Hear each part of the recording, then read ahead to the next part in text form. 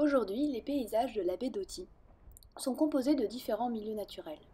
La vallée de l'Authie, qui se jette dans la Manche pour former l'estuaire, le plateau crayeux dont le rebord longé aujourd'hui par la Cèze correspond à l'ancienne limite continentale, et enfin la plaine maritime, qui s'étire vers le rivage, protégée des assauts de la mer par un cordon littoral.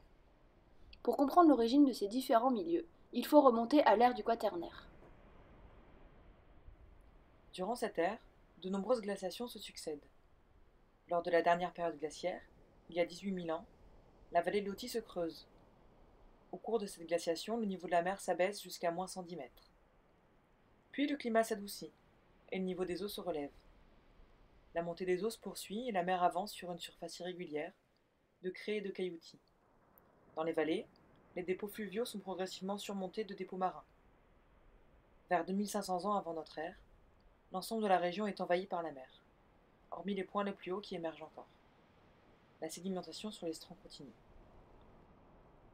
Au temps de Vercingétorix, après une courte période de recul de la mer, les sables transportés par le vent et les courants marins commencent à édifier des cordons dunaires. À l'est de ces derniers apparaissent des zones de molières herbues.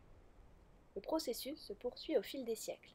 Les cordons sableux progressent vers le nord, à l'abri desquels les zones des molières s'étendent. Dès le XIIe siècle, pour les isoler du milieu marin, l'homme entreprend des travaux de poldérisation. Il édifie des renclôtures, creuse des fossés et draine ces terres riches mais naturellement incultivables. Les terrains ainsi gagnés sur la mer sont progressivement annexés au domaine terrestre et utilisés pour l'agriculture. On observe qu'autrefois, il y avait deux estuaires, celui de l'Authie et celui de l'Arche plus au nord. En effet, jusqu'au milieu du XVIIIe siècle, période à laquelle la poldérisation s'accélère, une petite rivière coule dans Berck et permet aux pêcheurs du village d'atteindre la mer avec leurs bateaux. Mais l'Arche, comme l'Authie aujourd'hui, s'ensable. Et bientôt, le colmatage de l'estuaire met le port de pêche de Berck à 3 kilomètres du rivage. Au milieu du XIXe siècle, période à laquelle débute le lotissement des terrains de Berck-Plage, le rivage est complètement régularisé et stabilisé.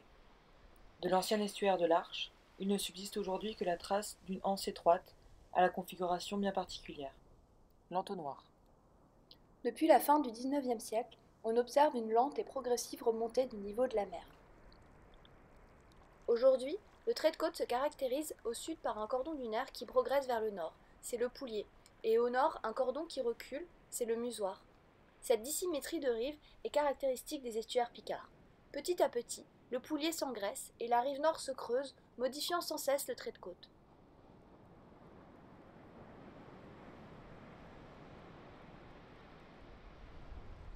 L'estuaire exprime toute la puissance de la nature dans ce qu'elle a de sublime et d'inquiétant.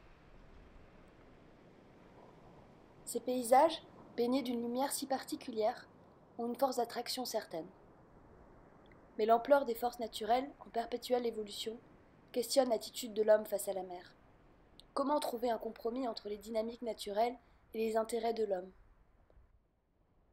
Aujourd'hui, plus qu'un espace naturel qui doit être protégé, la baie d'Authie est un milieu vivant où l'homme doit trouver sa place.